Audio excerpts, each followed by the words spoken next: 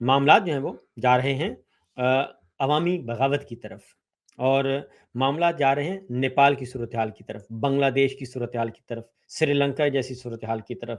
اور افغانستان جیسی صورتحال کی طرف، اس طرف جا رہے ہیں، کیونکہ ہمارے حکمران جو ہیں وہ تو صرف ایک کام پہ لگے ہوئے ہیں کہ عالمی سطح پہ ان کی کوئی ضرورت بن جائے،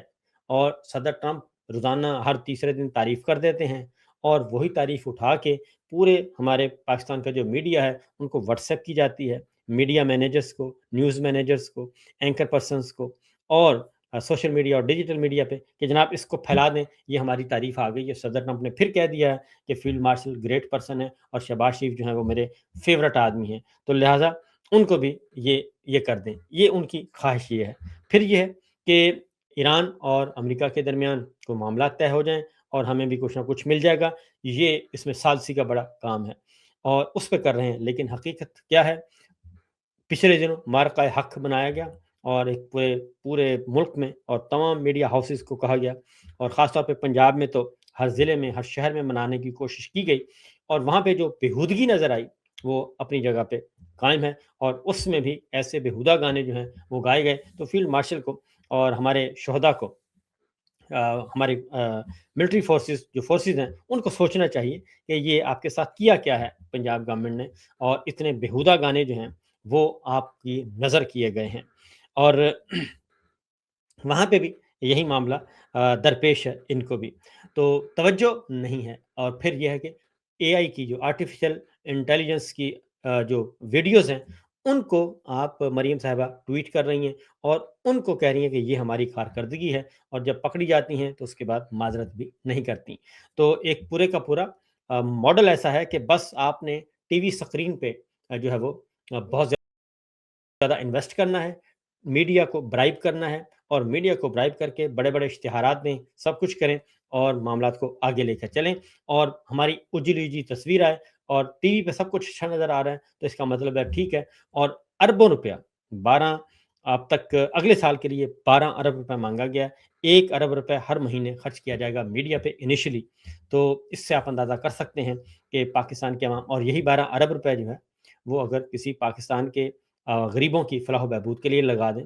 اور 12 ارب کا جہاز خریدا آپ نے، وہی آپ کسی غریبوں کی فلاح و بہبود کے لیے، وہ کسانوں کو آپ سبسڈی دے دیتے اور گندم خرید لیتے، ان کی قیمت ان کو اچھی دے دیتے، تو 65% آبادی جو ہے وہ کسانوں کی وہ کھڑی ہو سکتی تھی اپنے پاؤں پہ، لیکن نہیں کیا گیا۔ تو یہ سچویشن اس وقت پورے ملک میں ہے اور ہر طرف جو ہے وہ نک و نک ہوئے ہیں۔ اب آتے ہیں اس کا ہوگا کیا، کیونکہ یہ ہے عظمیٰ بخاری صاحبہ جو ہیں مریم صاحبہ کی خاص وزیر ہیں، انہوں نے ان کی صدارت میں ایک اجلاس ہوا اور وہ یہ کہتی ہیں کہ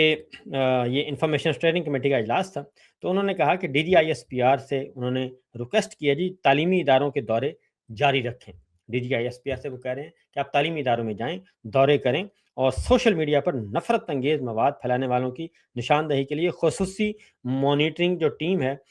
مانیٹرنگ سیل جو ہے وہ بھی قائم کیا جائے۔ یہ اب ان کے پلے اس کے علاوہ اور کچھ نہیں ہے کہ پیکا کا جو سیاہ قانون ہے اس کا بے دریغ استعمال کیا جائے، لوگوں کو اٹھایا جا رہا ہے، اغوا کیا جا رہا ہے، اور ان کو کسی بھی فورم پہ ان کی داد رسی نہیں ہو رہی۔ ان ساری صورتحال میں لیڈر آف اپوزیشن جو ہیں وہ Pakistan leader of opposition senate Raja Nasir Baz صاحب نے کہا ہے کہ پاکستان کے عوام اس وقت بدترین معاشی ظلم، حقوق کی پامالی کا شکار ہیں، اور موجودہ صورتحال مقبوضہ پاکستان جیسی ہے اور عوام آزاد نہیں ہے۔ حکمران طبقے میں انسانیت اور رحم نام کی کوئی چیز نہیں ہے۔ اور جناب محمود خان اچھا صاحب لیڈر آف اپوزیشن قومی اسمبلی، وہ کہتے ہیں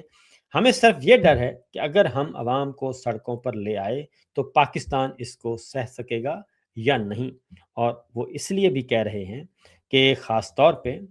کہ خیبر پختونخوا اور بلوچستان کے صورتحال، اور اب تو گلگت بلتستان کی صورتحال بھی انتہائی سینسٹیو ہو چکی ہے۔ بلوچستان میں انہوں نے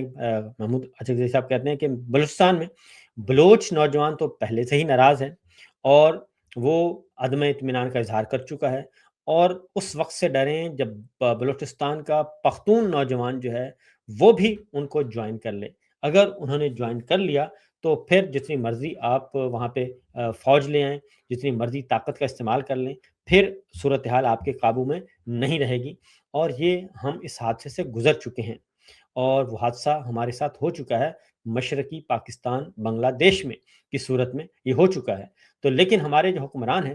وہ طاقت کے نشے میں اس حد تک بدمست ہیں کہ شاید وہ سمجھتے ہیں کہ طاقت کے علاوہ اور کوئی ان کے پاس نہیں ہے۔ اب اور یہ ایسے رہتے ہیں۔ آپ کو محمود خان اچکزئی صاحب نے آج گفتگو بھی کی ہے کل، انہوں نے کہا ہے کہ ہم ایک جا رہے ہیں احتجاج کے لیے۔ اب اپوزیشن جماعتیں جو ہیں، پاکستان تحریک انصاف کا میں آپ کو بتا دوں کہ پاکستان تحریک انصاف، اور اب ان میں ایک بات پہ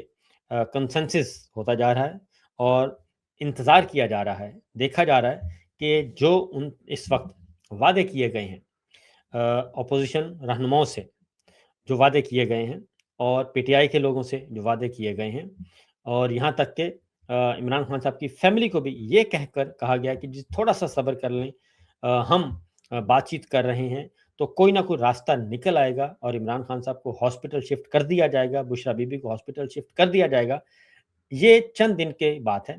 اگر یہ چند دنوں کے اندر اندر نتیجہ نہ نکلا تو اس کے بعد پیرالل جو ہے وہ سوائے لانگ مارچ کے اس کی تیاریاں کی جا رہی ہیں، اور پھر اس آپشن کو دوبارہ استعمال کیا جائے گا۔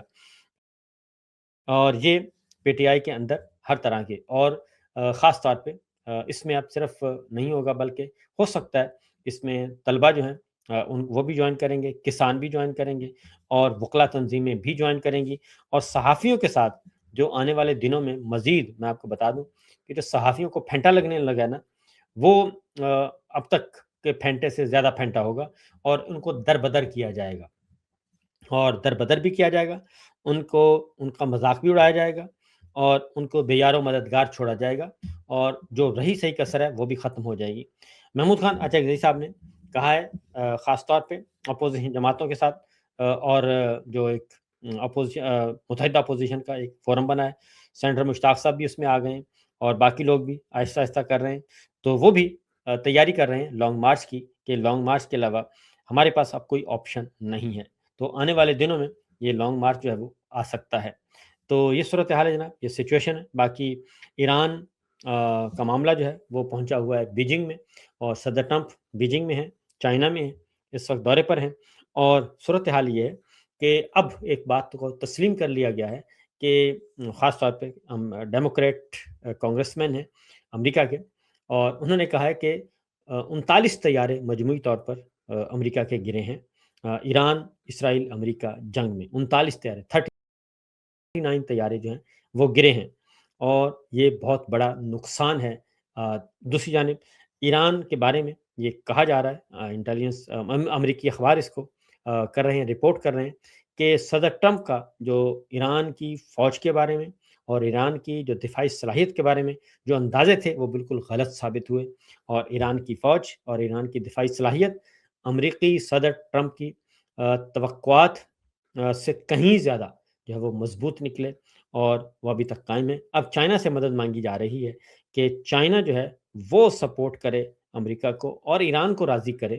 کہ ان کے ساتھ معاملات طے کیے جائیں۔ میں نے آپ کو پہلے بھی بتایا تھا کہ ایران کے ساتھ اگر معاملات ہونے ہیں امریکہ کے، تو وہ چائنا اور رشیا کے ذریعے سے ہوں گے، وہی گارنٹی دے سکتے ہیں۔ پاکستان جو ہے وہ صرف اور صرف ہے آپ کا پاکستان، ہمارے حکمران جو ہیں وہ فیسیلیٹیٹر ہیں۔ تو ایک ہے جی آپ کا، اچھا جی آپ کے میسج بھی آ رہے ہیں، تو ایک میسج کا میں آپ کو ضرور ایک آ رہا ہے بار بار، یہ ایک جو بھی ہے نام ان کا ہے جی احسن صاحب ہیں، تو وہ ایک ہی میسج کر رہے ہیں، اور وہ لکھ رہے ہیں ڈاگ ڈاگ ڈاگ۔ تو میں ان کو یہ کہوں گا کہ ذرا تھوڑا سا اس کے کوئی فرق نہیں پڑتا کہ آپ کے کہنے سے آپ کی گالی سے کوئی فرق پڑتا ہے، کیونکہ جو یہ آپ کی تہذیب، آپ کے والدین کی، آپ نے والدین کی طبیعت، آپ کے والدین نے آپ کی تربیت اچھی کی ہوگی یقیناً، تو اگر انہوں نے آپ کو یہ بات سکھائی، میں نہیں سمجھتا آپ کے والدین یہ بات آپ کو سکھا سکتے ہیں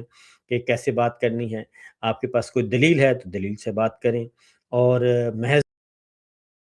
گالم-گلوچ کرنے سے کوئی فائدہ نہیں ہوگا، گالم-گلوچ کرنے سے جو یہ حقیقت ختم نہیں ہو جائے گی کہ پاکستان میں مہنگائی ہے، بے روزگاری ہے، غربت ہے اور فسطائیت ہے اور ظلم ہے، سب کچھ ہے۔ تو یہ سب کچھ ہے تو یہ تو ہم بیان کرتے رہیں گے۔ آپ کی گالیوں کی وجہ سے